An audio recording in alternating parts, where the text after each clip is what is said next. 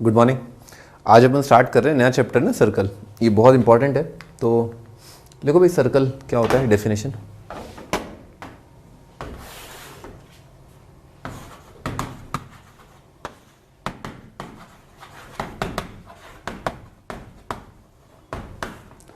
Circle जो है वो एक कलेक्शन ऑफ पॉइंट्स होता है जो एक सर्टेन ज्योमेट्रिकल कंडीशंस को सेटिस्फाई कर रहा होता है। ठीक है, तो लोकस की डेफिनेशन भी इसी ज्योमेट्रिकल रेस्ट्रिक्शन के बेसिस पर आती है।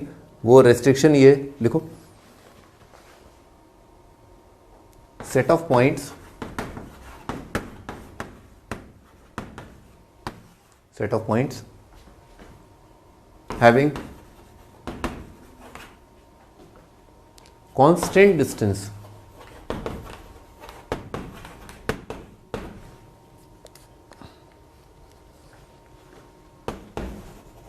constant distance from a fixed point in a plane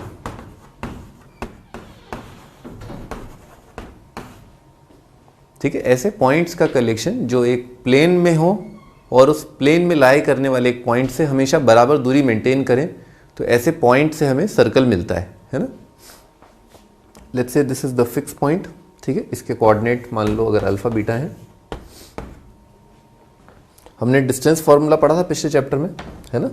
तो डिस्टेंस फॉर्मूला क्या होता है, जैसे अल्फा बीटा एक पॉइंट है और x1 y1 एक पॉइंट है, दोनों के बीच का डिस्टेंस क्या होता है, x1 माइनस अल्फा का स्क्वायर। सही है, बीटा का होल स्क्वायर। ठीक है, तो मान लो एक पॉइंट है, वो इससे बराबर दूरी पर है, तो समझ में आता है कि भाई ये सारे पॉइंट है ना, कंपास से भी फील आता है कि ये डिस्टेंस बराबर करके अपने को सर्कल मिलने वाला है। तो दिस इज द सेंटर, और ये जो कांस्टेंट डिस्टेंस है भाई, कंपास पर आप कितना यूनिट ले रहे हो, ठीक है ना, वो हो जाएगा बेसिकली अपना रेडियस। ठीक है, तो ये जो डिस्टेंस है ना, इसको बोल देते हैं आर। सेंटर को मोस्ट ऑफ द टाइम सी से डिनोट करते हैं, और कोई भी पॉइंट ऑन पी जो है सर्कल पे लाई कर रहा है उसको बोलते हैं पी। ठीक, रेडियस जो है सेंटर और सर्कल पर कोई भी पॉइंट उनके बीच का डिस्टेंस है। ठीक है, तो ठीक है भाई, ये सर्कल होता है। मान लो कोई पॉइंट पी है x, y। ठीक है, तो कर दिया अपन ने डिस्टेंस। मान लो दे रखा है अपने को डिस्टेंस जो है या कांस्टेंट जो रेडियस है वो बराबर दे रखा है r के, तो क्या बनेगा, डिस्टेंस फॉर्मूला लिखा अपन ने, x माइनस अल्फा का square plus y minus beta का होल स्क्वायर का under root is equal to कितना आएगा, r। और अपन इसका स्क्वायर कर देते हैं। ठीक है, तो x माइनस अल्फा का whole square, x minus alpha का whole square plus y minus beta का whole square is equal to r square. ठीक है, ये शक्ल देखते ही अपने दिमाग में आना चाहिए कि ये डिस्टेंस फॉर्मूला लिखा है। ठीक है, और ये लिखा है distance formula is equal to something. ठीक है, विच मीन्स सर्कल है।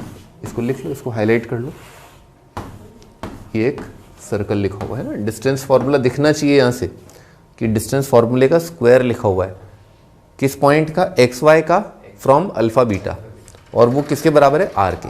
ठीक है, आगे बढ़ते हैं।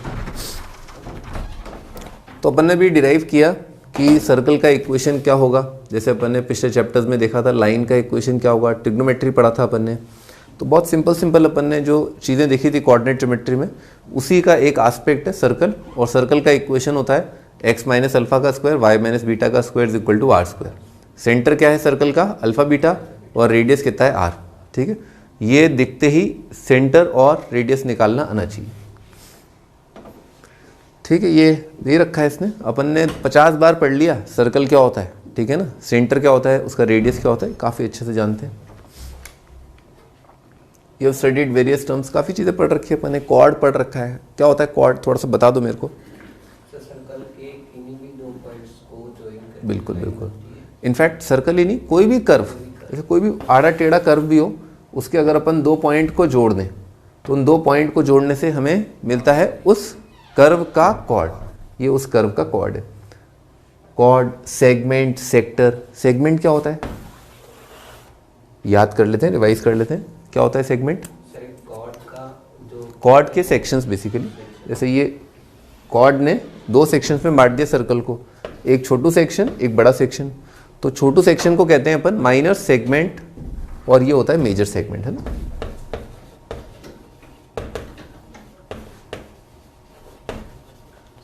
Major segment and this part is called minor segment। ठीक है, मेजर सेगमेंट माइनर सेगमेंट। आगे सेक्टर, सेक्टर भी मैं एक बार रिवाइज कराता हूँ। सेक्टर ये होता है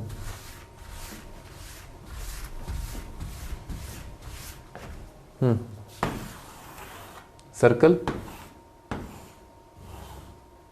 ये जो पार्ट है, मान लो अपन एक कॉर्ड है, कॉर्ड क्या है, पी क्यू है, सेंटर क्या है, सी है। तो कॉर्ड की जो एंड्स हैं पी और क्यू, उसको अपन ने सेंटर से जोड़ा तो अपने को एक ये ट्राइंगल मिल रहा है।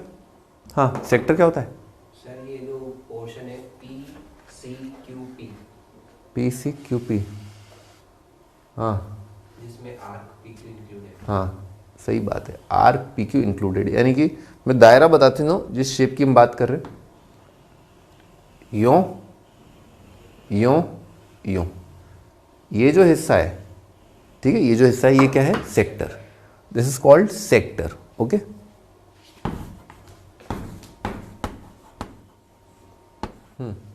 आगे सेगमेंट आर एक्सेट्रा। तो आर्क, आर्क क्या होता है, बिल्कुल आर्क मतलब जैसे मान लो एक पॉइंट ले लिया आपने पी क्यू, तो इस लंबाई को कहते हैं आर्क। ठीक है, ये वाला पार्ट जो है this is arc P Q. Okay, अच्छा तो कुछ कुछ हल्का सा रिवाइज कर लेते हैं एक बार। सेगमेंट का एरिया, सेक्टर का एरिया और आर्क की लंबाई, है ना, जो अपन ने पिछले चैप्टर्स में पढ़ रखा है, एक बार रिवाइज करते हैं। तो चलो बताओ, सेक्टर का एरिया का फॉर्मूला बताओ। Theta upon 360 into pi r. बिल्कुल, मान लो अगर ये एंगल थीटा है तो हम ये जानते हैं कि पूरे सर्कल का एरिया, यूनिटरी मेथड से कर रहे हैं, पूरे सर्कल का एरिया क्या होता है, पाई आर स्क्वायर। तो पूरा सर्कल का एरिया मतलब जो सेंटर पर एंगल सबटेंड हो रहा है ना पूरे सर्कल से, वो कितना है, 360 डिग्री। तो अगर 360 डिग्री सबटेंड हो रहा है तो क्या होगा, पाई आर स्क्वायर। या ऐसे सोच लो, ये वाला पार्ट क्या हो जाएगा, आधा सर्कल हो जाएगा, और ये सेंटर पर एंगल कितना आ रहा है, 180। ठीक है, इस तरह से। या ऐसे सोच सकते हो, 1/4 से नाप लो, ये 90 है, तो ये वाला जो एरिया है वो कितना हो जाएगा, 1/4 ऑफ एरिया ऑफ सर्कल। खैर अपन 360 से नाप रहे हैं, बात बराबर है। 90 1/4, 180 हाफ, 360 पूरा सर्कल। अब देख रहे हैं अपन, तो अगर 360 के लिए आ रहा है पाई आर स्क्वायर, तो थीटा के लिए क्या आएगा। ठीक है, तो क्या होता है पता ही है, ये इंटू ये इज इक्वल टू ये इंटू ये, तो कितना हो जाएगा, 360 into something is equal to theta into pi are square. Product of extremes is equal to product of, हाँ, तो थीटा ये कितना आ गया, question mark, theta upon 360 into pi are square, है ना। इसको हाईलाइट कर लो। ये अपन ने पढ़ा सेक्टर का एरिया। ठीक है, ये काफ़ी इंपॉर्टेंट था, आगे भी बहुत काम आएगा, आता ही है हमेशा। अपन ऐसा करते हैं, मेजर सेगमेंट माइनर सेगमेंट की बात कर लेते हैं। माइनर सेगमेंट की बात कर लेते हैं, मेजर तो अपने आप आ जाएगा, पूरे सर्कल का एरिया माइनस इसका एरिया क्या हो जाएगा, मेजर सेगमेंट का एरिया। मान लेते हैं ये एंगल दे रखा है थीटा, तो अपन ने लाखों बार देखा है कि जब अपन ये एंगल थीटा बोलते हैं, और क्योंकि ये दोनों रेडियस के बराबर हैं, तो आइसोसेलेस ट्राइंगल के अंदर जो अपन मीडियन डालते हैं वो एल्टीट्यूड भी होता है। क्योंकि मीडियन डाला ना आपने, तो साइड साइड साइड साइड और ये कॉमन साइड, ट्राइंगल क्या हो गया, कॉन्करेंट। तो ये एंगल और ये एंगल क्या हो गया, बराबर, और इन दोनों का सम कितना हो गया, 180। तो दो एंगल बराबर और उनका सम 180, तो एंगल कितने हो जाएंगे, 90 90। तो फिर अब अपन CP/CT से ये भी कह सकते हैं कि दोनों एंगल क्या है, बराबर। ठीक है, ये एंगल हो जाएगा θ/2 θ/2। अब माइनर सेगमेंट के एरिया पर आते हैं, तो इसका एरिया निकालना है। तो इसका एरिया कैसे निकालें, सेक्टर का एरिया माइनस ट्रायंगल का एरिया। बिल्कुल, है ना। Segment area of segment is equal to, हाँ बोलना, क्या बोल रहे हो तुम? Area of sector area of sector minus area of triangle, है ना, शाबाश। ट्राइंगल का एरिया बता देना जरा। हाफ बेस इनटू हाँ, एरिया ऑफ सेक्टर, सेक्टर का एरिया तो भी निकाला अपन ने, theta upon 360 multiplied by pi are square minus triangle का एरिया। हाफ इसका बेस हमें निकालना पड़ेगा बाय, हाँ कैसे? लेकिन अपने को क्या ट्रिग्नोमेट्रिक रेशियो से निकालना पड़ेगा अब, है ना, क्योंकि अपन ने ट्रिग्नोमेट्रिक रेशियो पढ़ ली ना अपन ने। तो पिछले चैप्टर में जो अपन ने ट्रिग्नोमेट्रिक रेशियोज पढ़े थे उससे अपन निकाल सकते हैं। तो यहाँ से जो परपेंडिकुलर डाला ना अपन ने, ये वाला एंगल अभी समझाया मैंने, कितना आता? θ/2, ठीक है। तो ये जो लेंथ है ना, ये जो लेंथ है यहाँ से यहाँ तक, क्योंकि ये दोनों बराबर हैं, कितना होगा?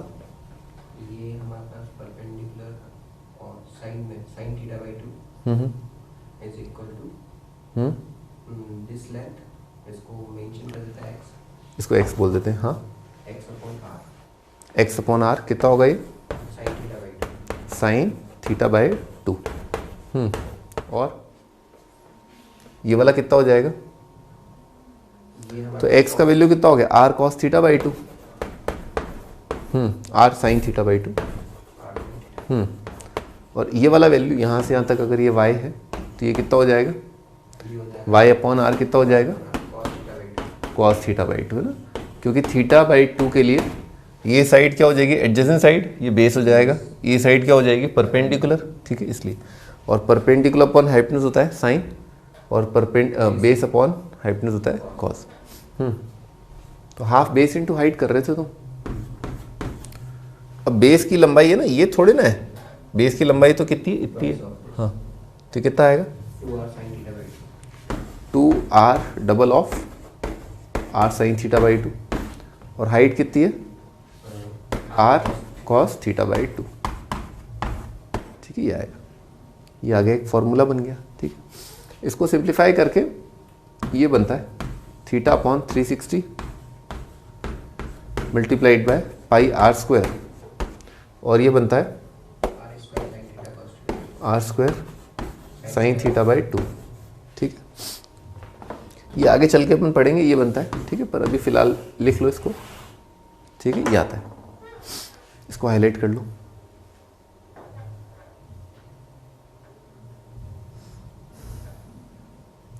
अब अपन एक बार आर्क लेंथ देख लेते हैं एक बार। तो आर्क लेंथ याद है अपन ने लास्ट ईयर पढ़ा था, एंगल मेजरमेंट के 2 यूनिट, है ना, एक होता है डिग्री और एक होता है रेडियन, ठीक है।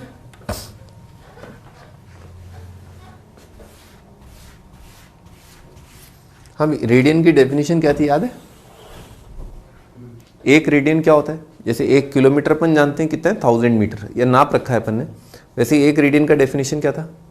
सर कोई यूनिट लेंथ, यूनिट रेडियस वाले सर्कल पर यूनिट लेंथ वाली जो आर्क है वो एंगल जो सबटेंड करते हैं। बिल्कुल बिल्कुल, है ना, लिख लो 1 रेडियन, रेडियन को कैसे लिखते हैं? 1c, है ना, पावर जैसा है, मेजरमेंट है, 1 डिग्री जैसे लिखते हैं वैसे ही 1c लिखते हैं। 1 radian is angle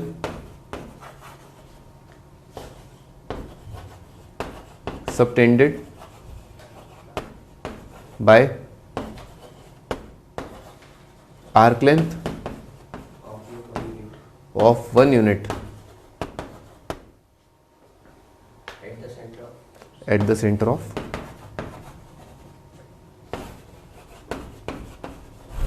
circle of radius 1.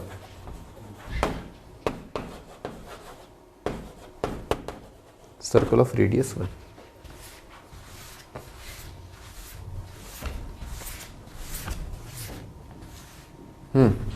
Circle of radius 1, तो ये लेंथ 1 है, ये लेंथ 1 है, ये एंगल, ये जो आर्क लेंथ है 1 रेड, ये आर्क लेंथ 1 है, और ये जो एंगल है 1 रेडियन है ना। बनाओ ये डायग्राम।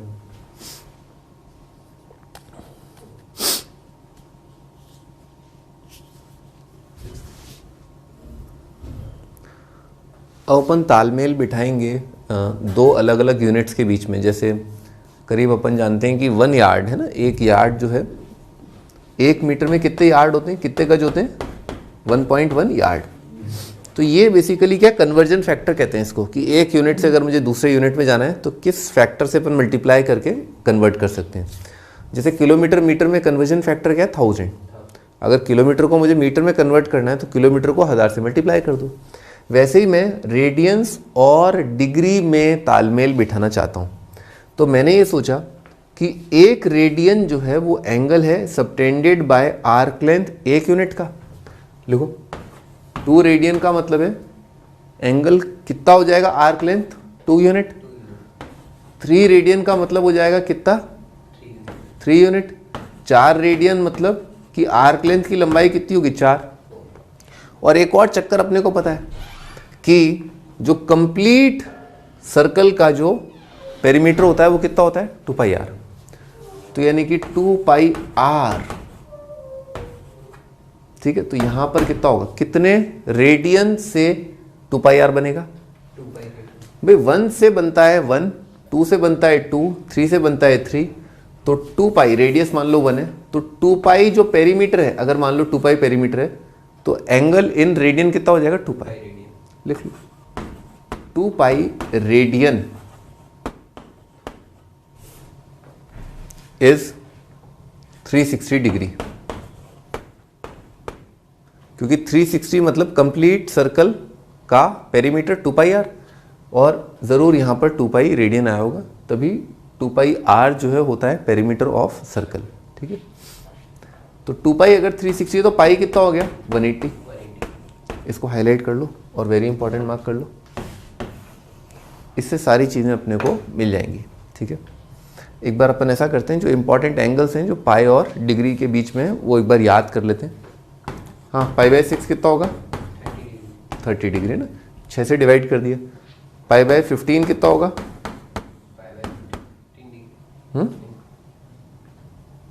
12 डिग्री, ठीक है। पाई/12 कितना होगा, 15 डिग्री। पाई/4 कितना होगा, 45 डिग्री। पाई/3 कितना होगा, 60 डिग्री। पाई/2 कितना होगा, 90 डिग्री। ये सब याद हो जाना चाहिए खटाखट खटाखट, है ना, ठीक है।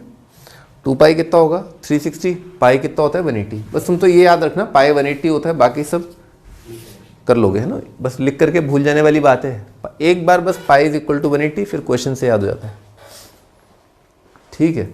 तो अपन ने अब एक बार रिवाइज कर लिया कि क्या क्या सर्कल में अपन ने पढ़ा था। कॉर्ड का लेंथ, एक बार कॉर्ड का लेंथ भी देख लेते हैं। जैसे ये सर्कल है, उसका रेडियस r है, और ये कॉर्ड है, ये c है, कॉर्ड है PQ। तो कॉर्ड की लंबाई कैसे निकालते थे, अगर मान लो ये रेडियस r है,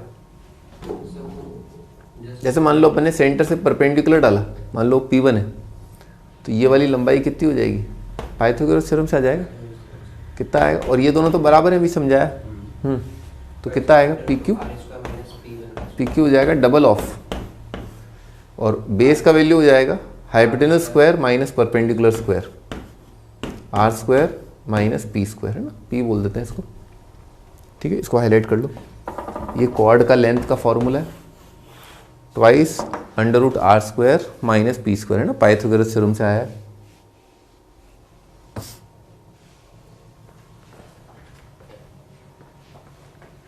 तो अपन ने सब रिवाइज कर लिया, अपन आगे बढ़ते हैं।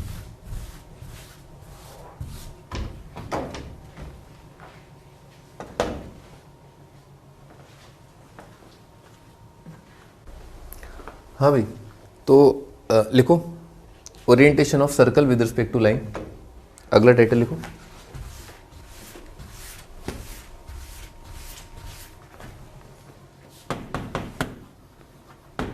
Orientation of circle with respect to line.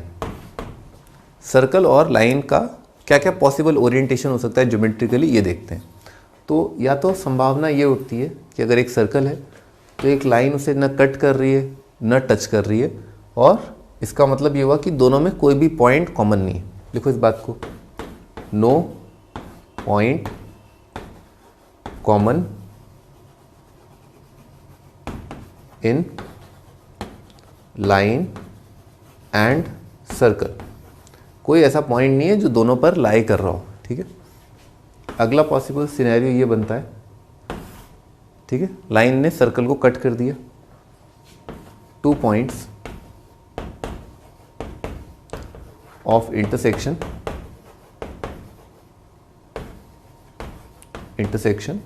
Of line and circle. Clear है, ठीक है, 2 पॉइंट हो सकते हैं। अब बालक बहुत इंपॉर्टेंट बात है ना, ऐसा हो सकता है कि लाइन और सर्कल में एक ही पॉइंट कॉमन हो, ठीक है, this is very important. Line and circle have only one point in common.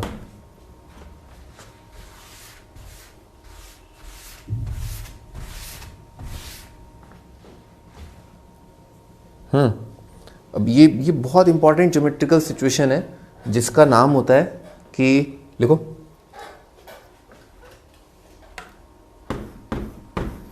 इस चीज का मतलब या इसकी जो परिभाषा है वो ये है, डेफिनेशन है, मानते हैं, कहते हैं, बोलते हैं, line is tangent to circle. ठीक है, इसको हाईलाइट कर लो, टेंजेंट वर्ड है ना, ठीक है। अगर लाइन और सर्कल में, ये बहुत इंपॉर्टेंट है, आगे बहुत काम आएगा। और ज्योमेट्रिकली बार बार अपन यही देखेंगे कि कभी भी एक लाइन और एक कर्व में अगर एक पॉइंट कॉमन आ रहा है तो वो लाइन कही जाती है उस कर्व का टेंजेंट। ठीक है, क्या कहते हैं, line is tangent to the curve, अगर लाइन और कर्व में एक पॉइंट कॉमन होता है तो। अच्छा, ये वाली जो चीज़ है जिसमें लाइन ने सर्कल को काटा है, देखो एक चीज़ होती है छूना यूं, और एक होता है काटना, ठीक है ना। तो ये जो चीज़ है ना, this is called cutting, this is called touching. ठीक है, इसको कहते हैं टचिंग और इसको कहते हैं कटिंग। तो कटिंग का मतलब होता है, देखो, सीकेंट या क्वाड भी कहते हैं। ठीक है, अगर लाइन सर्कल को 2 पॉइंट पर काट रही है तो कहते हैं कि लाइन जो है सीकेंट है। लाइन का नाम क्या हो जाएगा, सीकेंट, या लाइन का नाम क्या हो जाएगा, क्वाड। और अगर एक पॉइंट कॉमन है या टच कर रही है तो लाइन का नाम क्या हो जाएगा, टेंजेंट। ठीक है, तो ये नया नॉमेनक्लेचर है, नए नाम है जो आज हमने सीखे। जैसे तुम्हारा नाम राम है, तुम्हारा भी नाम राम है, तो तुम्हारा नाम रख दिया राम शर्मा, तुम्हारा नाम रख दिया राम सिंह। ठीक है, तो जो लाइन जो है वो अगर कट कर रही है तो उसको बोल दिया सीकेंट, अब इसका नया नाम हो गया सीकेंट। और अगर टच कर रही हो तो उसका नया नाम हो गया टेंजेंट। ठीक है, तो ये 3 पॉसिबिलिटीज हो सकती थी लाइन और सर्कल के ज्योमेट्रिकल ओरिएंटेशंस की, जो अपन ने भी डिस्कस करी।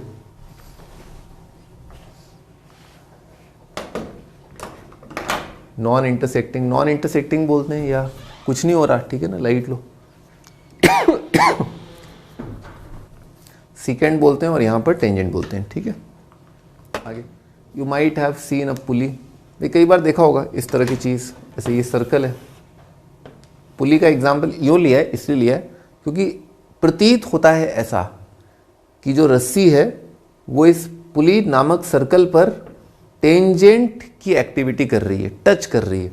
और यहाँ पर भी जो रस्सी का दूसरा छोर है वो भी ऐसा प्रतीत होता है कि वो इस पुली नामक सर्कल पर टच कर रही है, टेंजेंट है। ठीक है, ऐसा कई सारी जगह होती है जहाँ पर, ओके, तुमने कई बार ऐसा देखा होगा, वो कभी वो फेंका है, क्या कहते हैं, लट्टू चला है, लट्टू पर अपन धागा बांध देते हैं और यूँ करके खींच देते हैं। तो जिस टाइम पर आप लट्टू का ऊपर वाला पार्ट इमेजिन करो, ठीक है, ऊपर वाला पार्ट वो सर्कुलर होगा और आपने रस्सी खींची तो ये क्या हो गया, ये ज्योमेट्रिकल सिचुएशन है कि लट्टू का ऊपरी हिस्सा जो है आपको सर्कल जैसा दिख रहा है, और जो रस्सी है वो क्या है, लट्टू नामक सर्कल पर टेंजेंट, ठीक है, ऐसा है। और काटने का भी एग्जांपल अपन ले सकते हैं, जैसे मान लो एक रोटी है, अपन ने तंदूरी रोटी ऑर्डर करी, और तंदूरी रोटी को पता है कैसे करते हैं, वो जो व्हाट कॉल शेफ़ होता है, वो कटाक करके एक बड़ा मोटा सा, अगर आपने देखा हो, यूँ करके जैसे अपन मुर्गी काटते हैं वैसे, ठीक है, यूँ काट दिया आपने, तो यूँ काट करके वो उसके रोटी के 2 टुकड़े हो जाते हैं, एक इस तरह का, एक इस तरह का पीस बनता है।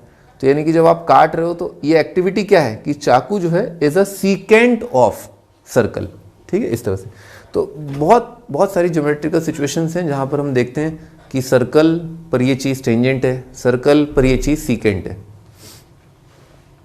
टेंजेंट टू अ सर्कल, अब ये बहुत इंपॉर्टेंट है, line intersect circle eight one point. कई बार दिमाग में ये कन्फ्यूजन रहता है कि टेंजेंट लाइन इंटरसेक्टिंग बोलेंगे या टचिंग बोलेंगे, तो कोई बात नहीं, एग्जामिनर वो कन्फ्यूजन दूर करने के लिए लैंग्वेज में एक और वर्ड या फेज ऐड कर देता है, इंटरसेक्टिंग एट वन पॉइंट। तो अगर कोई आपसे कह रहा है ना कि इंटरसेक्टिंग एट वन पॉइंट, तो इसका मतलब क्या होगा, दिस इज सेम एज, ये बात कहना समान है इस बात के कि वो जो लाइन है वो टच कर रही है, ठीक है।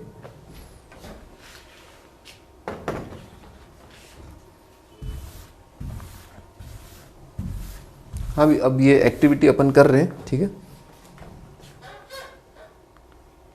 लिखो भाई, अगला नोट लिखो, from a point on circle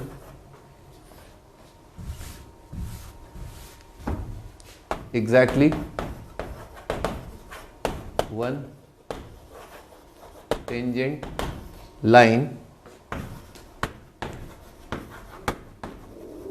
can be drawn। अगर सर्कल पर हमें एक पॉइंट दे रखा है तो उस पॉइंट से पास होने वाले कितने लाइन हम ड्रॉ कर सकते हैं जो सर्कल को टच करेंगे, एक। There is only one line जो पॉसिबल है। एग्जाम्पल लेकर के देखते हैं, मान लो ये पॉइंट है, एक पॉइंट से पास होने वाली कितनी लाइन ड्रॉ कर सकते हैं, ठीक है, इनफाइनाइट लाइन अपन ड्रॉ कर सकते हैं एक पॉइंट से ना। मान लो ये पॉइंट जो है यहाँ पर है, ठीक है।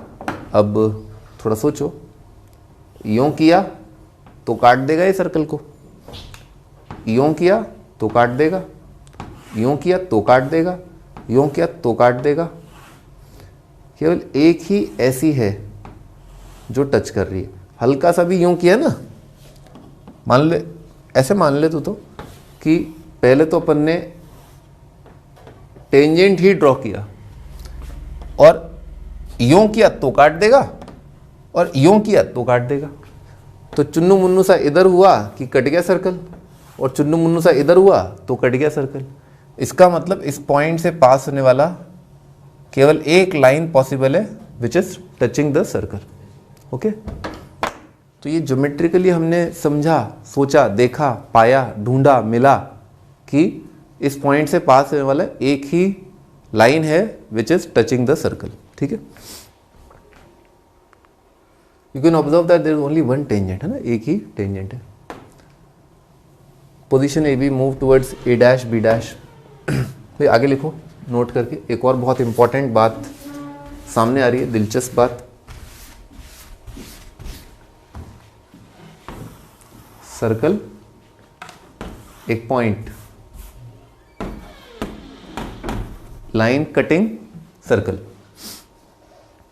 मैं क्या कर रहा हूं, यूं कर रहा हूं, यूं यूं यूं यूं यूं यूं यूं यूं यूं यूं, यानी कि बी पॉइंट को निकट ला रहा हूं। पहले यूं किया, फिर यूं किया,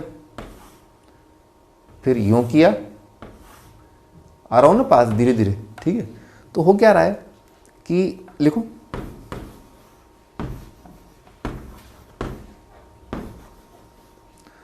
इस बात को कहते हैं टेंड्स टू, ठीक है, एरो, तीर। डार्लिंग मैं तुम्हारी तरफ आ रहा हूं, इसका मतलब ये हुआ मैं आ रहा हूं, आ रहा हूं, मैं आ रहा हूं, ठीक है ना, यानी कि बहुत पास आ रहा हूं, ठीक है ना।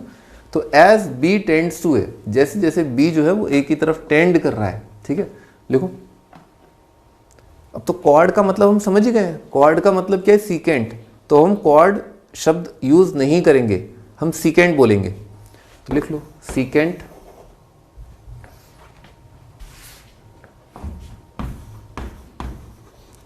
Secant A B. जैसे जैसे पॉइंट बी जो है ए के बहुत करीब आता जा रहा है, आता जा रहा है, आता जा रहा है, तो ये जो कॉर्ड है या सीकेंट है वो टेंड कर रहा है टू टेंजेंट एट ए। देखना दिख रहा है, ठीक है ना। जैसे जैसे बी जो है ए के करीब आता जा रहा है, वैसे वैसे ज्योमेट्रिकली ये जो पिक्चर है ये किस में कन्वर्ट हो रही है।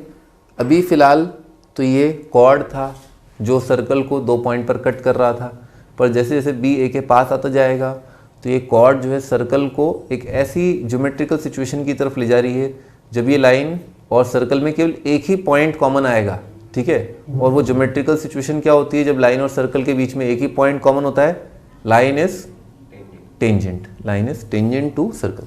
तो टेंजेंट बन जाएगा ये ए पर। इसमें ये नोट किया जाए माय लॉर्ड कि पॉइंट ए जो है उसको रखा गया है फिक्स, ठीक है, और बी को हिला रहे हैं ना, यो यो यो कर रहे हैं। ए से तो हमेशा ही पास कर रही है लाइन, यो यो कर रहे हैं, इस वजह से अंत में ये रह जाएगा, ए पर टेंजेंट ऐसा आ जाएगा, ठीक है। तो ये काफ़ी इंपॉर्टेंट पार्ट है, काफ़ी दिलचस्प पार्ट है, आगे काम आता है, ठीक है।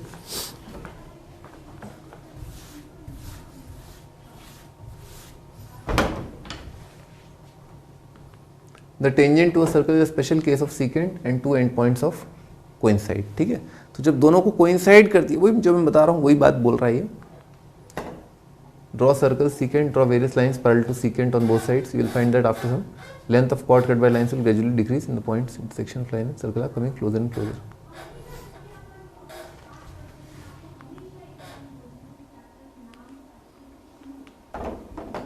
Draw various lines parallel to, हाँ बनाते हैं, इस एक्टिविटी को करते हैं अपन। इस एक्टिविटी से बड़ा मजा आने वाला है। हाँ भाई, सर्कल का अगर मान लो एक सेंटर से पास होने वाला लाइन अपन ने बनाया, what is that line called?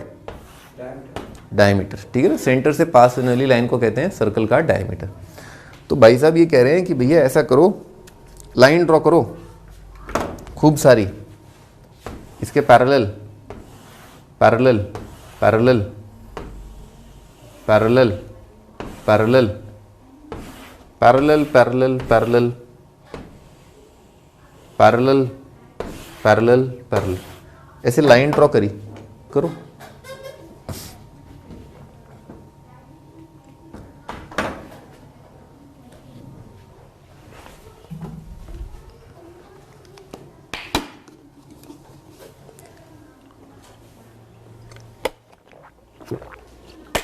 कर दी ड्रॉ। अब इसको थोड़ा महसूस करो कि एक समय आया जैसे जैसे मैं लाइनों को ऊपर लेता गया, एक समय आया जब एक लाइन बनी टेंजेंट, और लाइनों को नीचे लेता गया तो एक समय आया जब लाइन बनी टेंजेंट।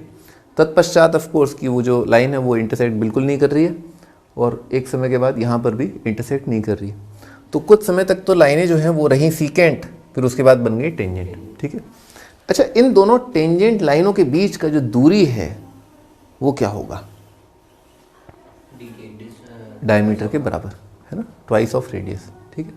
तो यही कह रहा है कि secant draw various lines, you will find that after some steps the length of chord cut by lines will gradually decrease.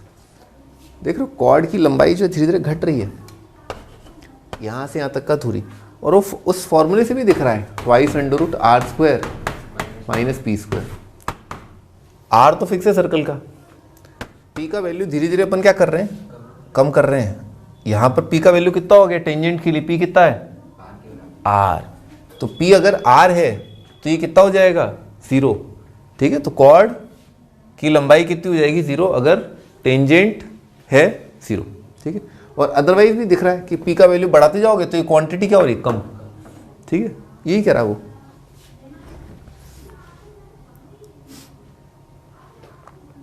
ठीक है, तो टेंजेंट जो है ऐसा भी हो सकता है, parallel to given secant.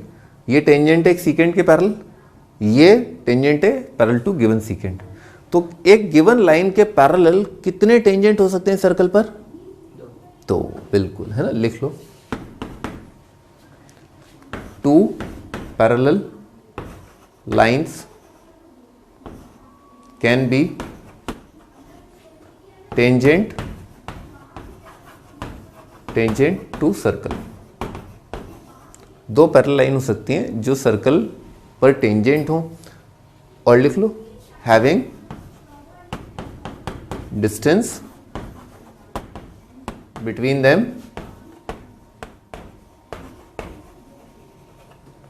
As diameter of circle. जैसे ये लाइन है और ये लाइन है, दो पैरेलल लाइन है, उनके बीच का जो डिस्टेंस है, क्या होगा distance?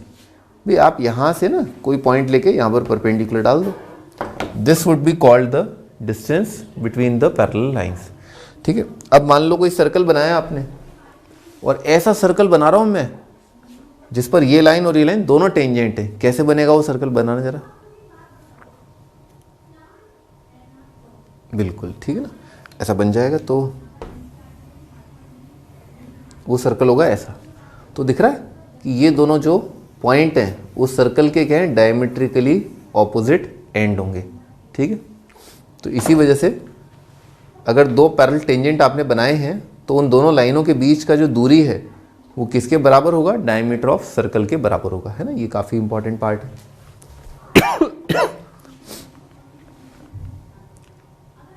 What you must observe while activity, tangent is secant, both endpoints are corresponding chords coincide. The common point of tangent is called, हाँ भाई ये लिखो,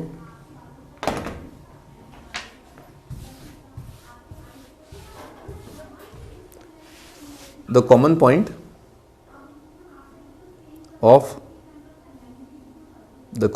of a line which is tangent to circle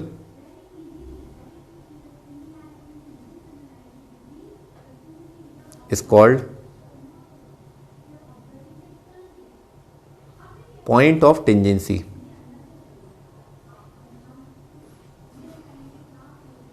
point of tangency है ना, एक line है वो circle को टच कर रही है,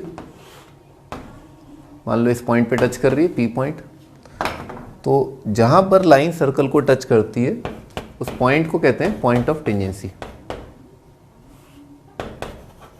पॉइंट ऑफ टेंजेंसी, ठीक है।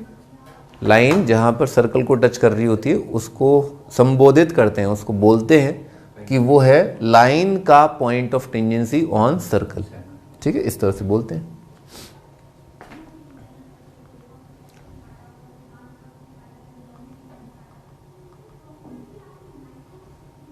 हाँ भाई, तो अब ये बोल रहा है कि देखो थ्योरम लिखो,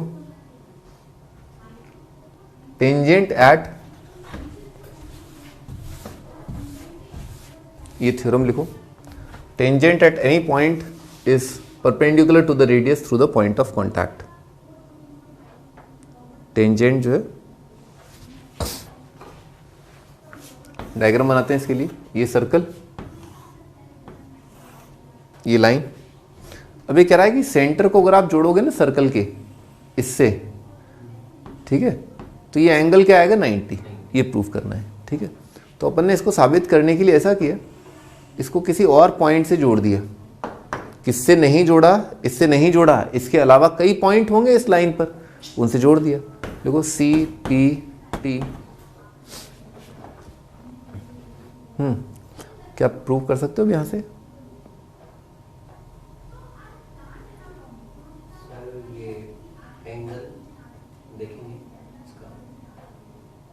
हाँ बोलते रहो, एंगल देखेंगे। सर इसकी ये जो डिस्टेंस है सीटी और ये जो टेंजेंट की, वो अगर रेडियस के से बड़ी होगी तो ये जो पॉइंट है वो 12 एजम्पशंस के अकॉर्डिंग करेंगे सर इसको। हाँ भाई, हाँ तो बोलो, तो ये जो पॉइंट है वो क्या बाहर है, तो क्या होगा उससे? तो सर ये ना तो इसको टच करेगी।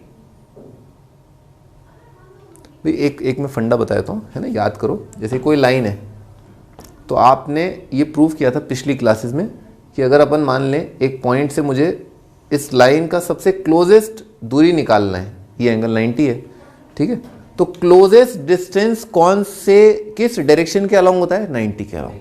ठीक है, बाकी सारे दूरी जो है, जैसे मान लो ये है या ये है या ये है, ये क्लोजेस्ट नहीं होंगे। कौन सा वाला क्लोजेस्ट होगा?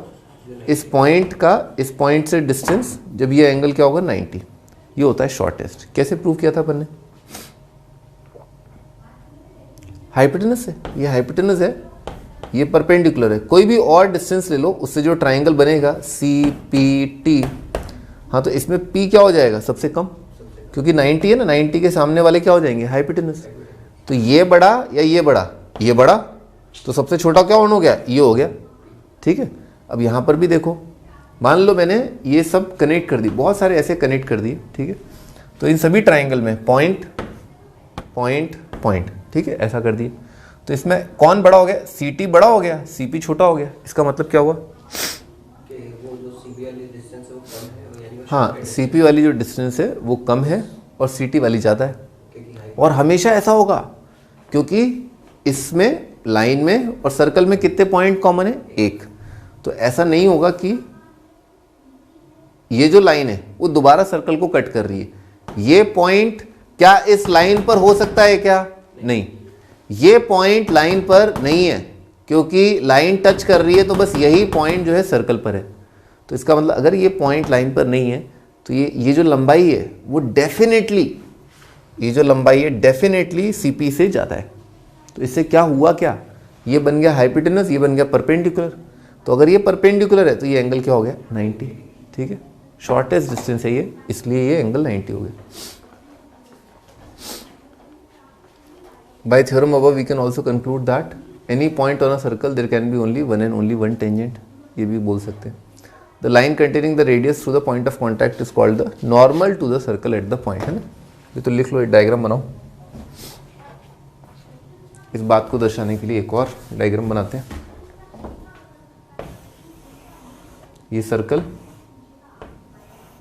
ये सर्कल पर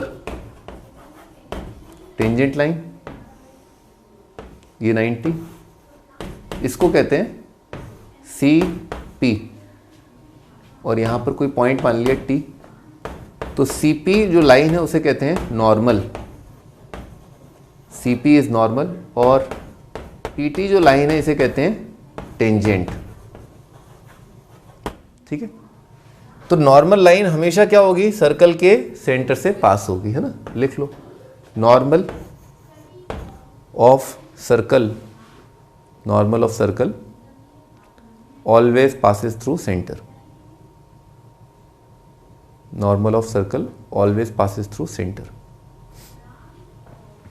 आप कहीं पर भी ड्रॉ करो, जैसे मान लो आपने ये ड्रॉ किया, ये लाइन टेंजेंट है, तो सेंटर से ड्रॉ करोगे ना तो ये एंगल 90 आएगा। तो ये भाई डेफिनेशन ही यही है कि सेंटर को पॉइंट ऑफ टेंजेंट से जोड़ा ना, इसी लाइन को कहते हैं अपन नॉर्मल। तो नॉर्मल हमेशा सेंटर से पास कर ही रहा है, तो नॉर्मल और टेंजेंट के बीच का एंगल क्या होता है? 90।